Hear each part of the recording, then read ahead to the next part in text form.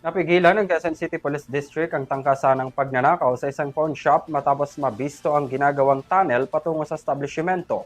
Inaalam pa ng mga otoridad ang pagkakakilanlan ng mga salirin o grupo na nasa likod ng pagbubutas. Narito ang aking report.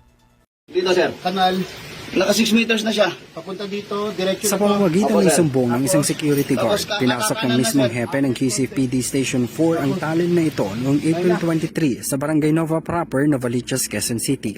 Ang dahilan, inireport ng security guard ang binabantayan nitong pawn shop na may mga kakaibang tunog na nagmumula raw sa manhole ng binabantayan niyang establishmento. Base sa report sa isinagawang inspeksyon na diskubre ng mga tauhan ng Station 4 sa pamumuno ni Station Commander Police Lieutenant Colonel Dave Capurcos ang isang tunnel na hinihinalang hinukay ng mga hindi pa nakikilalang suspect sa pagtatangkang pasukin ng establishmento.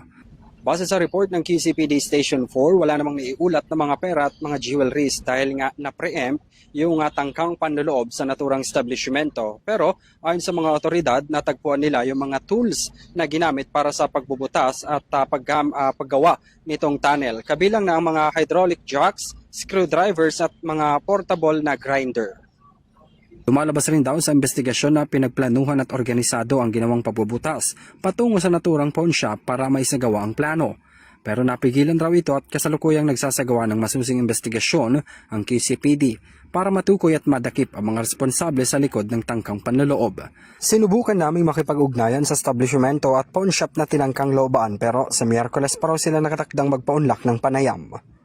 Pinuri naman ng mga otoridad ang pagiging vigilante at pagiging alerto ng security guard na nagbabantay sa pawn shop at pakikipag-ugnayan nito sa mga pulis. Pinayuhan rin ng QCPD ang lahat ng business establishment sa lungsod na kaagad mag-report kaugnay sa mga kahina-hinalang aktibidad sa kanilang paligid para mapalakas pa ang mga security measures.